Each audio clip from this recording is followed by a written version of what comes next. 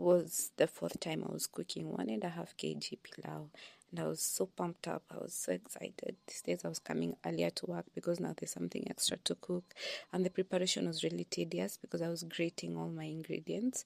So I've cooked it. One, apparently, our gentlemen were fasting. They are Muslims, so they were fasting, and they were my main customers, you guys. Like 4 of the plates will go to them, and in 1.5 kgs, I'd probably get out 9 to something plates, probably 9. Let's say 9. So those were like 4 plates down, and now the regular customers. So out of 9 plates that I'm supposed to sell, I only sold 3 because another guy who usually buys buys for himself and some of his friends was also not there. You know, in this business was actually reliant on very specific people.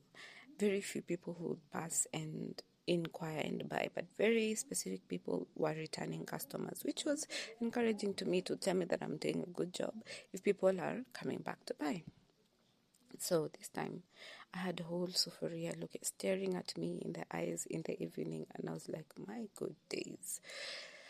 So I took it with me, put it in the refrigerator, and I came back and sold it the next day. Tested okay. I tried to sell it the next day. It was a holiday. And let me tell you something about Syokimau. It's like if they are home, they don't get out. That's why I stopped opening on Sundays, because there are no customers. I would open up and maybe sell 200 in a day. So I learned the hard way not to open on Sundays. And that also applies to holidays. You know, when you think that people are home, so now they'll be out and about. No, guys, Syokimau, especially along Katani Road, it's like every family member is now with their family, with their children, with their wives. They're just chilling, and they want nothing to do with their businesses. So it was staring at me, and I had to discard the food because, you know, pilau it can't last long. Because of the spices, and especially if you cook it using tomato paste or tomatoes. So I had to discard it, and I was very disheartened because I've now thrown a lot of food. So it felt to me like a loss and a failure, and I stopped cooking pilau. Let's all laugh at my naiveness. I stopped cooking pilau. And then after like 3 days of stopping cooking pilau, someone asked me, where's pilau? Why don't I smell it anymore? So apparently people were smelling it and coming to buy. And I was like, no, I thought you guys don't want it anymore. And the guy was like, no, if you don't sell so well today, this is one of the lessons that I shared earlier. Talk with your fellow business owners, especially those who are experienced. They will talk to you and give you some advice that is helpful. If you don't sell today, doesn't mean you won't sell tomorrow. Just learn the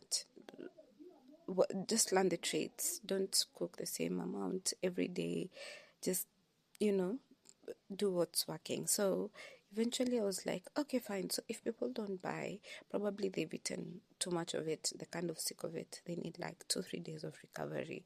So I went back to 1 kg and eventually went back to 3/4 a kg, whereby I would just sell to finish the stock and tomorrow cook fresh, right? Because it's sweet when it's fresh and hot.